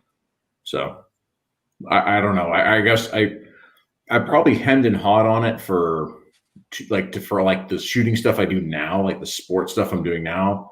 I probably kind of waffled on it for like 2 months and finally just decided I'm going to do it. Mm-hmm. Manny, how long did it take you from deciding you were going to actually doing it? Well, from deciding I was going to do it was about October last year. So at the very end of the season, and then my intentions was starting at the first season of the match, like in May, but thanks COVID. And you're demonetized. All right. Yeah. Right. Dang it.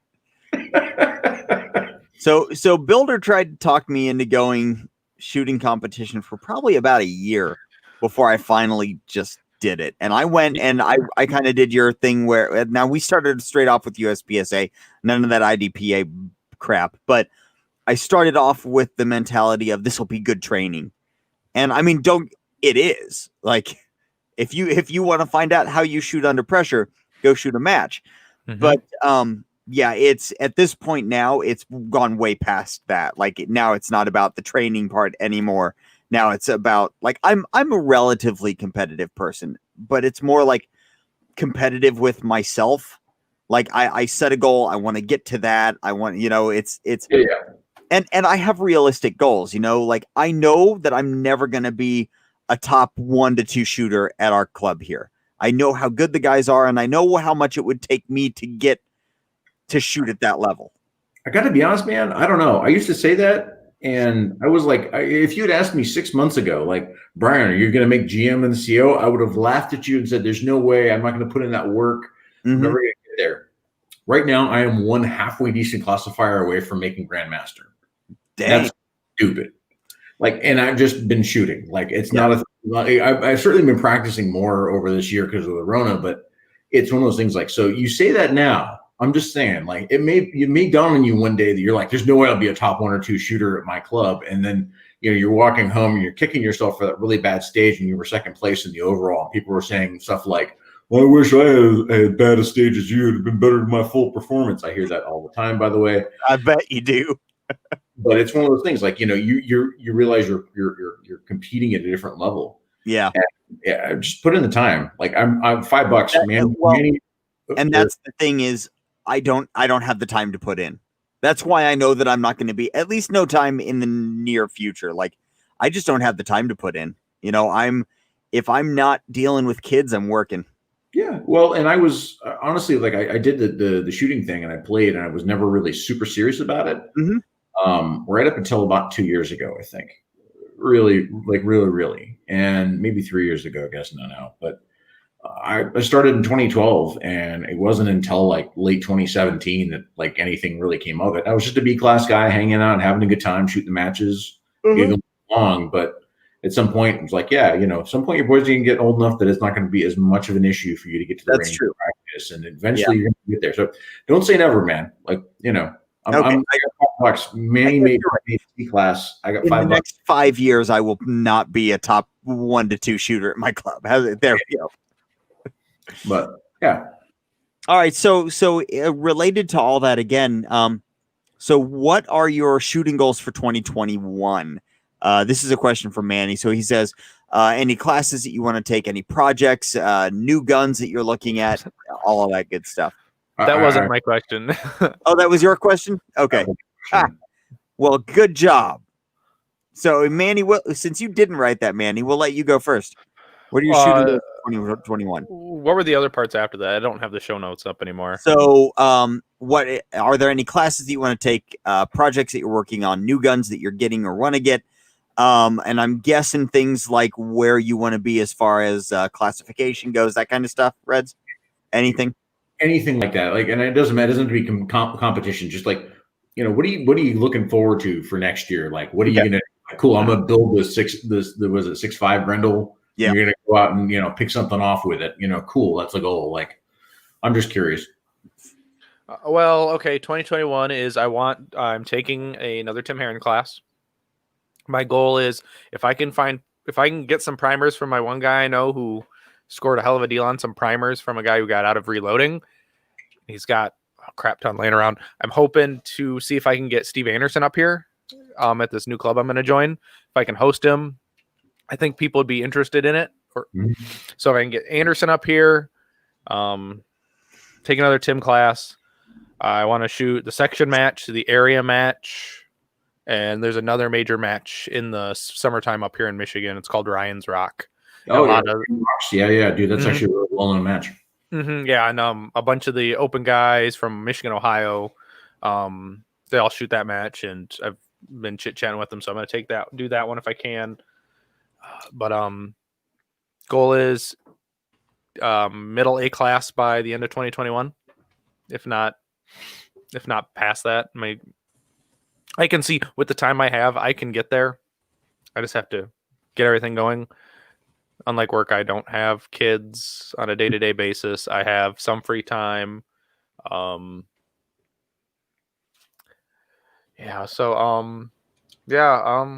new guns because I'll compete with this thing, and I don't care.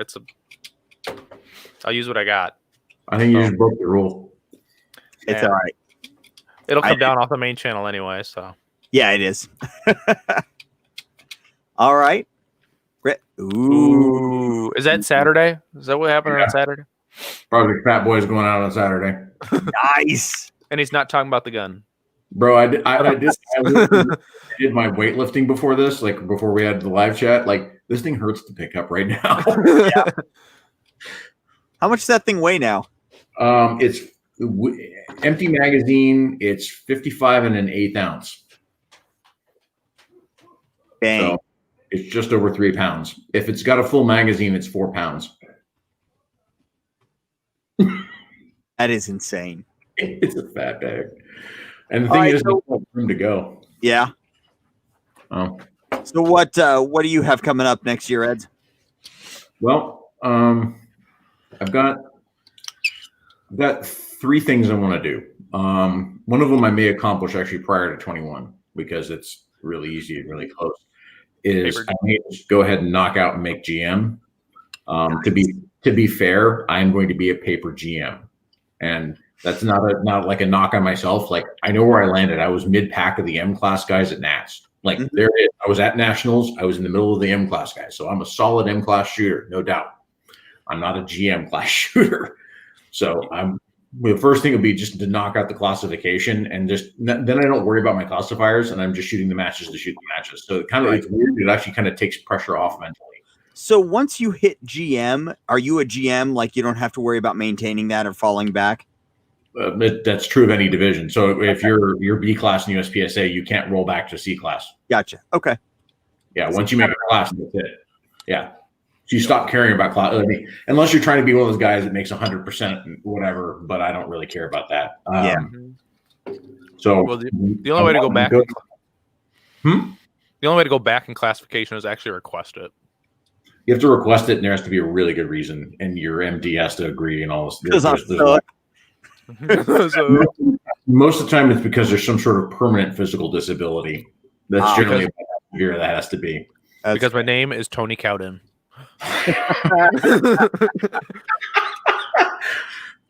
Zing. All right. Okay. So anyway, what else you got going on?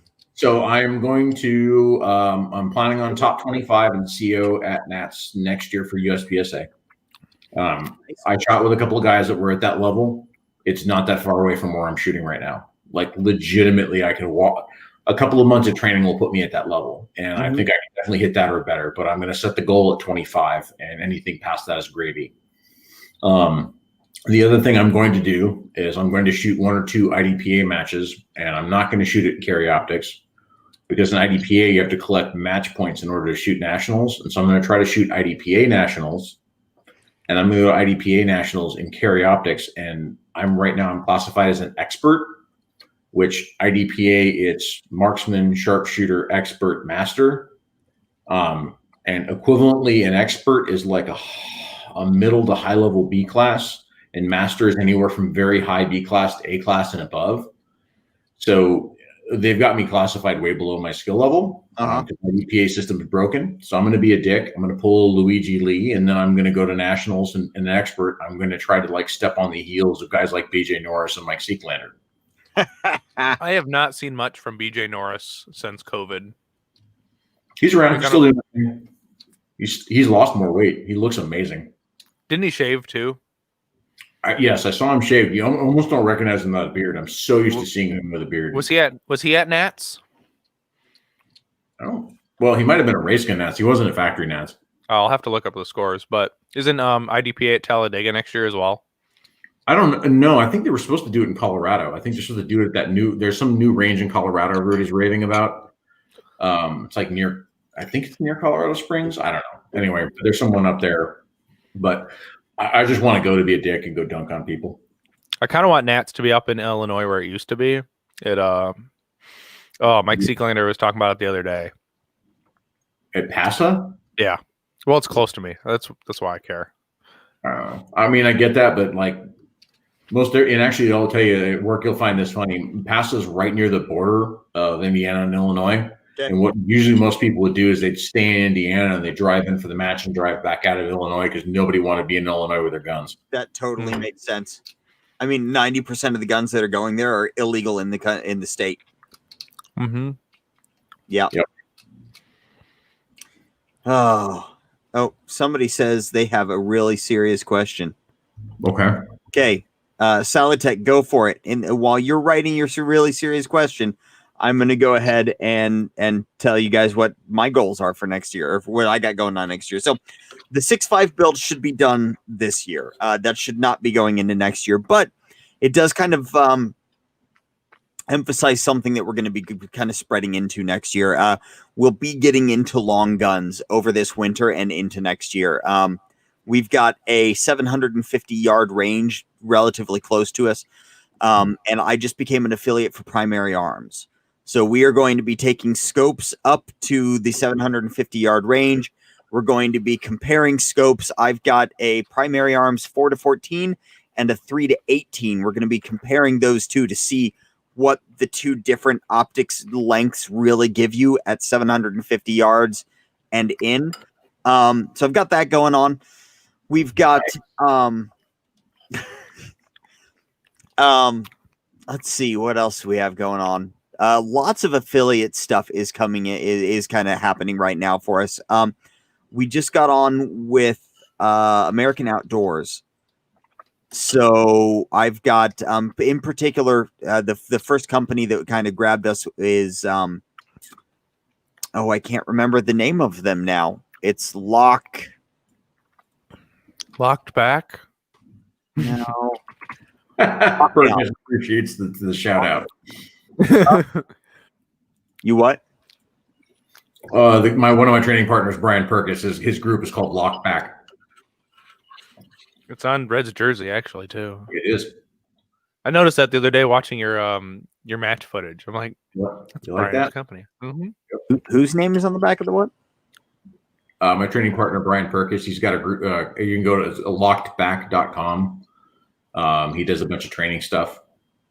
So, gotcha. I'm apparently terrible, and I can't friggin' remember the name. Lockdown, that's it.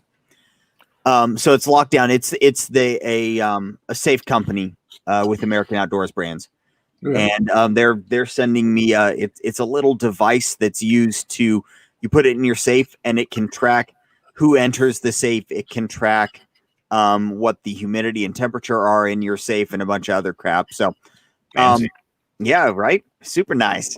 But it can also, like, it comes and you can put it on windows and doors inside your house, and it tracks movement to tell if a window or a door has been opened. It can feel floor vibrations to let you know if somebody's walking through the house or something.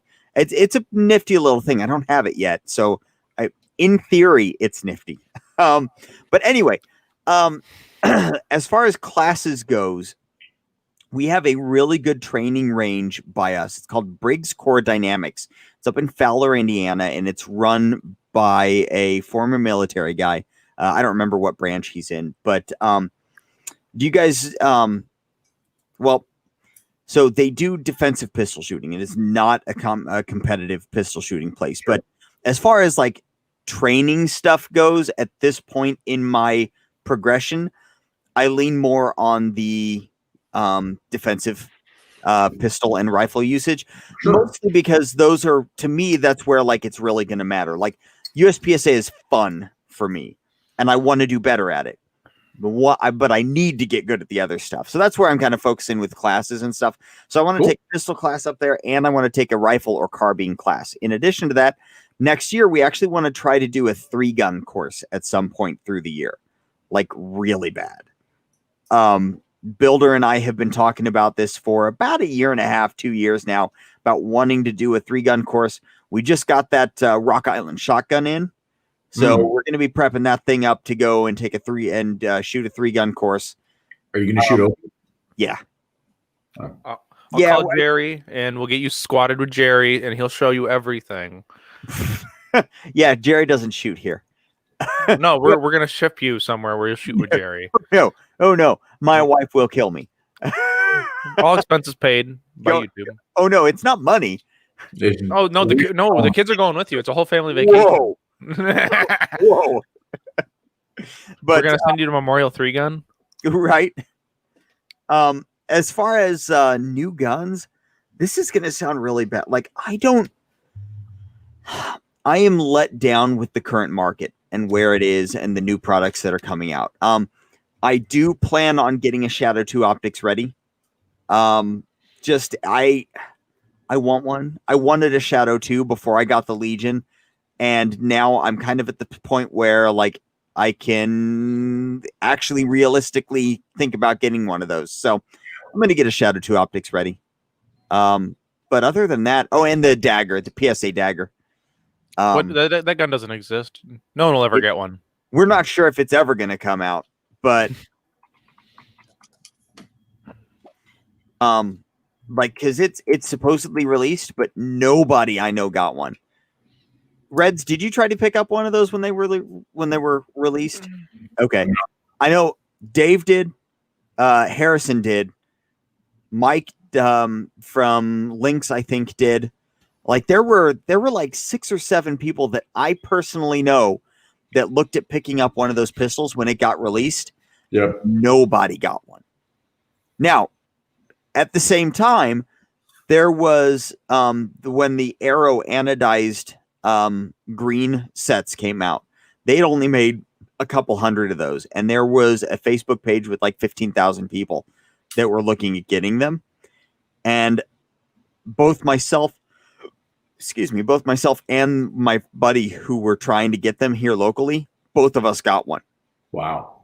So I almost think that PSA was just kind of screwing with us. But who knows? I do want a dagger. Once the Gen 3 patent wore out, everybody and their brother rushed to market with their own Glock clone. So yep, which kind of makes sense, but also, I mean, it does definitely cut down on the R&D that you got to do to make a pistol. It's already been done for you. You don't have to develop magazines. True. So, yeah, that's about all that we've got going on next year that I can think of. But cool. I'm excited about the long range stuff, man. That's cool. I am too. I'm it's going to be fun, especially the 6.5 Grendel. I'm really looking forward to that build and seeing how that does. I'm going to compare that straight up to my 308. I've got a Savage Model 10T, which is a 28-inch barrel 308. Yep. It's significantly more accurate than the price point would suggest. And my deer gun is actually Savage. It's a XP 111 Hunter and 30-06. Yeah. That thing is nice, man. Like out of the box. I haven't done anything to it. I threw a 3-9 scope on it for deer hunting. Yep. And it's glorious, man. Out to 500 yards. Like 8 inches easy at 500 yards with 150 grain 30-06 rounds. Yeah. Savage makes some solid rifles. They really do. My deer gun is I can never remember the barrel length on it. It's a Remington 783 with I believe 18-inch threaded barrel. So it's a short little barrel. But in Indiana, like we don't get long, like our average deer shots are about 50 yards. That's it.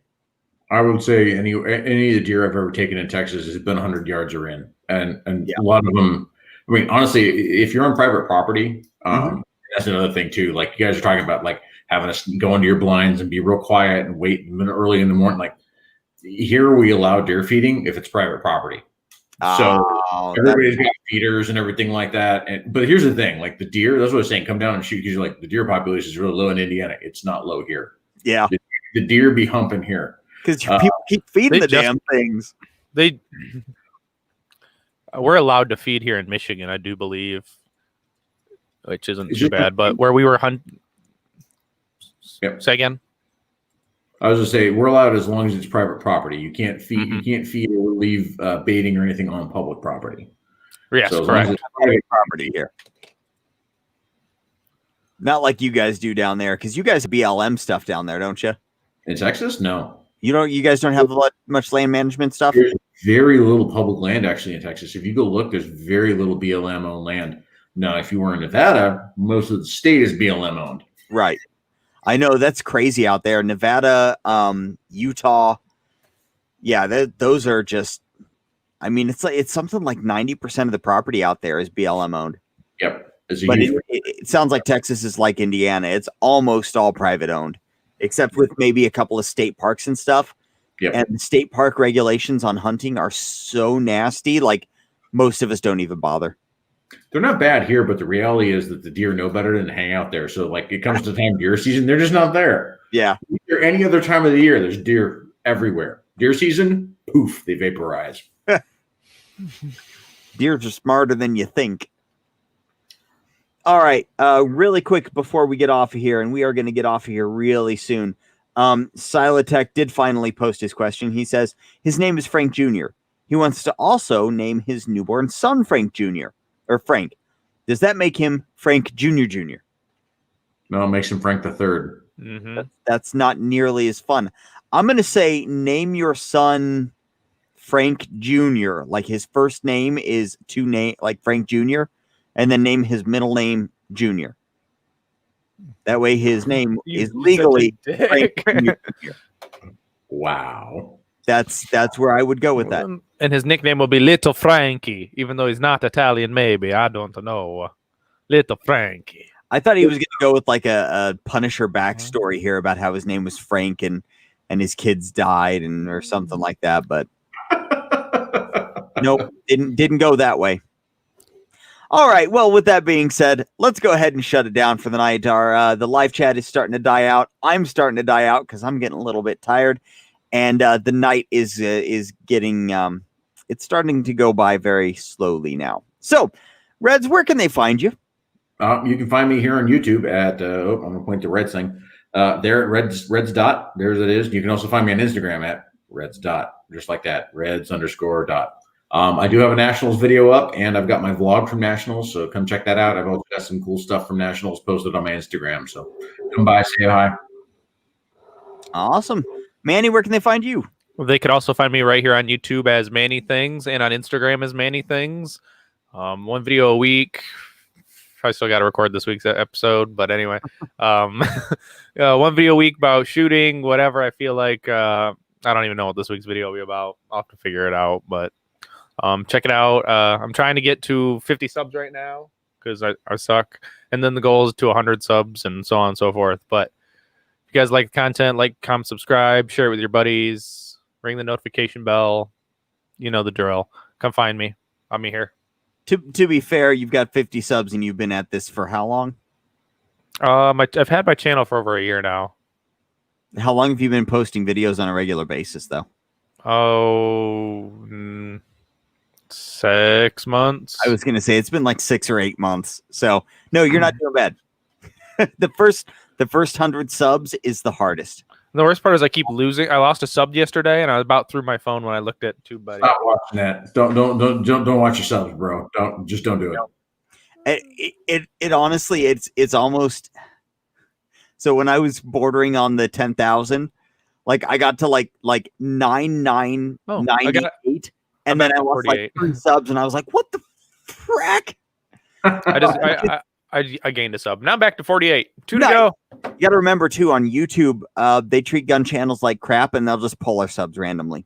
Yeah, probably. Well, all right, and you can find me on YouTube, Instagram, Facebook, all the socials at Work the Trigger.